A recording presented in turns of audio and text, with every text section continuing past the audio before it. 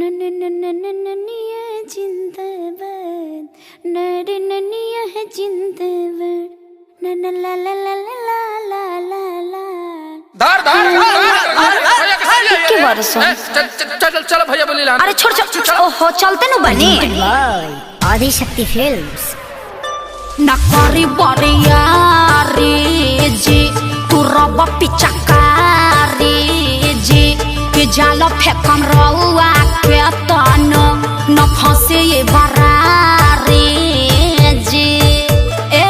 महंगा पलहंगा न लटाई घाटा लग जाई भाव उचित बताई छौ बहनी कराई ताजतन रुपया कहबू तो हके ओतने रुपया दे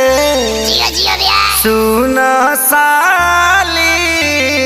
हो अब हवा ऐसे पसेरी 2 रुपया हो 2 रुपया 2 रुपया हो 2 रुपया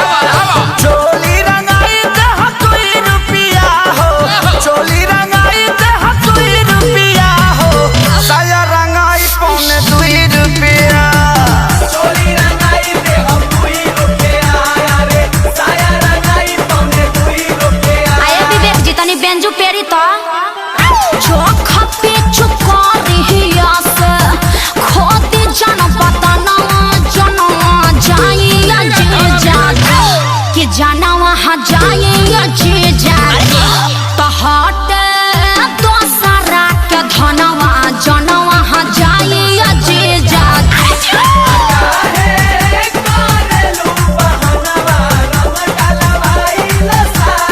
Come on ओ या हाय रे टके जवानी हजेजो अतना मोलाई करवाए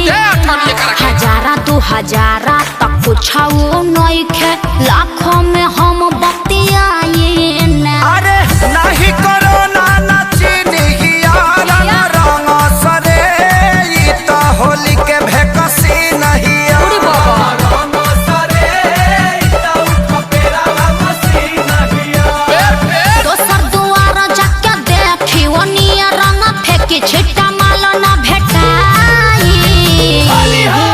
अरे कहता आधा काठा लिख दे हबखे अरे पूरा लिख दे बाकी डालब भर पे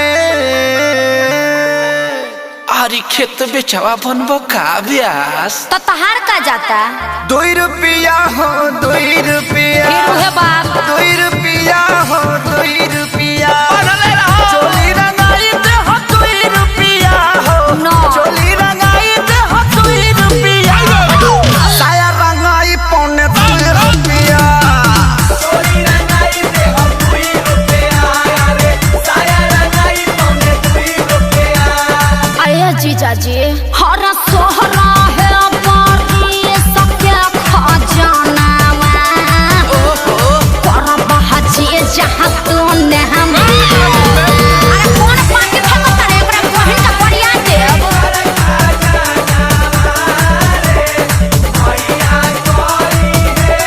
अरे पंजर के सार का हो बिना सिक के झाड़ू सुनले बानी बिगहा के बिगहा राउर जोत जोताला जी बजट कुछाऊ बढ़ाई जीजा तबे रंगाई उच खाला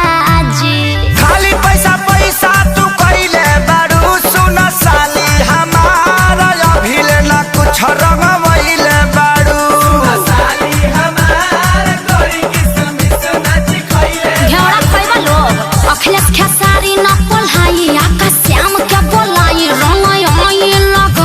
हर तबला लगा गुरु का मजा दिहन अरे जुगु जुगु जिया साली लाख बारी आहोली खेले गइलू सी आये जीजा जी खूब जियत रही अपने ढारत रही अपने पियत रही तहार के पी है 10 टकियावा दी ना बाल्टन के आओ अभा 2 रुपया होते हम 2 रुपया हाँ, 2 रुपया होते हम 2 हाँ रुपया तो वो दे ये दे चोली रंगाई दे हम 2 रुपया बुला के चोली रंगाई दे हम 2 रुपया हो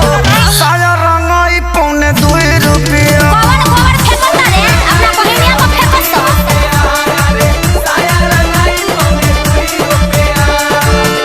लहई चरनिया चोली किन के राज कर अपना हिट मशीन जीजा जी पर नाज कर।